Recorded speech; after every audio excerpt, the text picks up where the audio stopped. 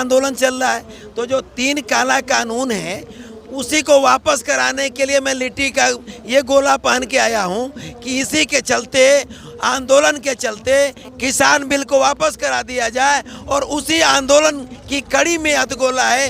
अरे भाई, किसान आंदोलन की बात के चक्कर में नहीं, अपने कर्मों से आएगी।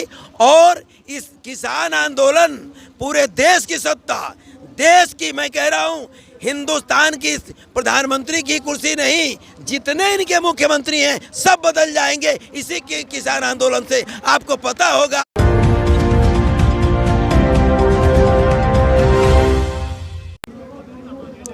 नमस्कार, मैं आशुतोष। इस वक्त मैं दिल्ली के गाजीपुर बॉर्डर पे हूँ। बताने की ज़रूरत नहीं है शायद कि यहाँ पर क्या चल रहा है। हम सभी जान रहे हैं, पिछले 2 महीने से यहाँ किसान बैठे हुए हैं। 26 तारीख को घटना हुई, बहुत सारी चीज़ें हुई, बहुत सारे किरदार यहाँ मिल रहे हैं। एक और किरदार हमें मिले हैं, और जो बिहार की पहचान है, अगर आप पहचान रहे होंगे तो इस माले को देख के पहचान जाएंगे क्या है। ये कोई हथगोला नहीं है। हमने बहुत बड़े फिल्मी कलाकारों को देखा है कि वो सीने में हथगोला बांध कर चले जाते दुश्मन के पास। के फौजी थे, जब उन्होंने कारगिल की लड़ाई में ऐसे सीने में हथगोला बांध कर चले गए थे। आप ये लिट्टी बांध कर क्यों यहाँ आए? ये क्या, आप कौन सा हथगोला है आपका? देखिए, लिट्टी वो हथगोला है कि इस देश की सरकार बदल देगा।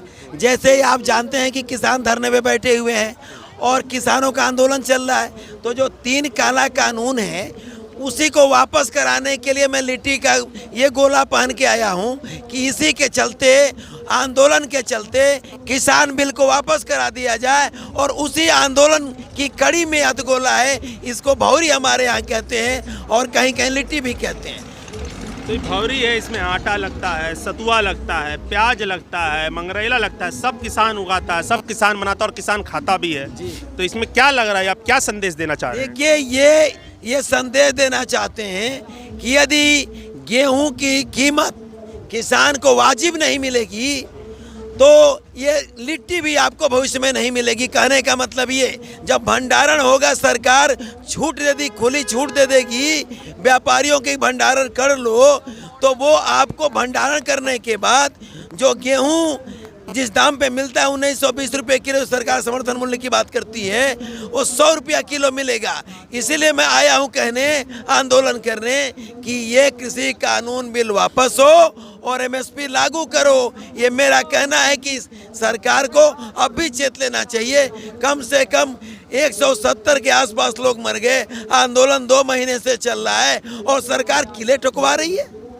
ऐसे निकम्मी सरकार को तत्काल वापस लेना चाहिए किसान बिल, किसानों के समर्थन में। बिहार चुनाव से जस्ट पहले प्रधानमंत्री मोदी फरवरी के महीने में लिट्टी चोखा खाया था। उन्होंने चुनावी एक तरीके से संदेश दिया था लिट्टी चोखा खाकर। अब आपको क्या लगता है कि वो किसानों की बात क्यों नहीं सुन रहे हैं? क्या मामला हो गया है? इसलिए नहीं सुन रहे हैं कि वो व्यापारियों के हाथ में बिक चुके हैं।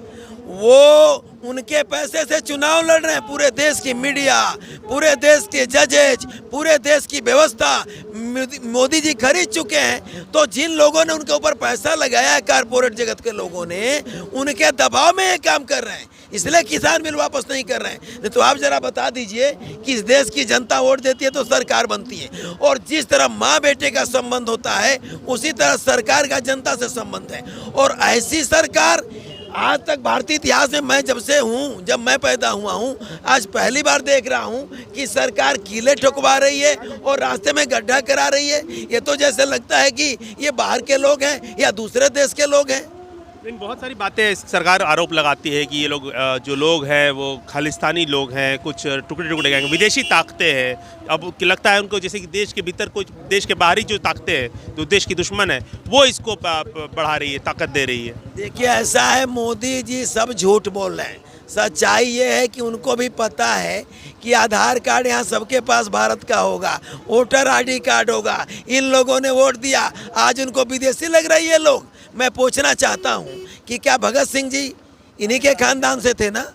और तमाम शहीद हुए हैं लोग इन्हीं के खानदान से ना। आपको मैं बता रहा हूँ, वो जिस मंदिर की बात करते हैं, और इनका भी गुरुद्वारा है। मैं देखता हूँ चांदनी चौक पे कि गुरुद्वारे में जाइए तो ये लोग बूट पालिश करते हैं, सरदार जी लोग, और फ्री में लंगर चलवाते हैं। कोई इस देश में ऐसा मंदिर नहीं है जहाँ लंगर चलता हो। और सरदार जी लोगों को ये बधाई के पात्र हैं, ये देश की कुर्बानी दे चुके हैं। और इन लोगों को यदि मोदी जी खालिस्तानी कहते हैं तो वो अपमानित करते हैं। और मोदी जैसे लोगों को ये लोग, इनका आंदोलन, टिकैत जी का आंदोलन, उनको समझ में आ जाएगा कि ये कौन लोग हैं। ये देश के किसान नहीं हैं, ये देश के भगवान हैं। यदि ये नहीं होते तो गेहूं नहीं पैदा होता, ये नहीं होते तो चावल नहीं पैदा होता, धान नहीं पैदा होता। मैं ये कहना चाहता हूँ कि मोदी जी अपनी बीबी से झूठ बोलते हैं, देश से झूठ बोलते हैं, इस देश के झूठे प्रधानमंत्री हैं, उनकी बात पे आप क्यों विश्वास कर रहे हैं? अरे इन लोगों ने वोट दे दिया, सरकार बन गई, लेकिन अब नहीं कभी बनेगा। एक गांव में कहावत कही जाती है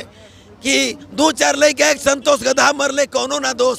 तो वो जो हैं, वो जो दो उनके पास है अडानी अंबानी, उन्हीं के चक्कर में करोड़ों करोड़ों दिलों की धड़कन, दिलों के लोगों को मोदी जी तबाह कर रहे हैं। इसलिए ऐसे मोदी जी को ये सरकार यदि बिल वापस नहीं करेंगे तो ये जनता बदल भी देगी और बिल वापस भी करा लेगी। बिना वापस किए यहाँ से कोई जाने वाला नहीं है। ठीक है, आप धार्मिक कार्मिक अपनी जो कर्म है वो हर सिखों का अलग है, हिंदुओं का अलग है, उसमें बातचीत नहीं करें। लेकिन आप जैसे आपसे बातचीत हुई तो आप बता रहे थे समाजवादी पार्टी से भी आप जुड़े हुए हैं।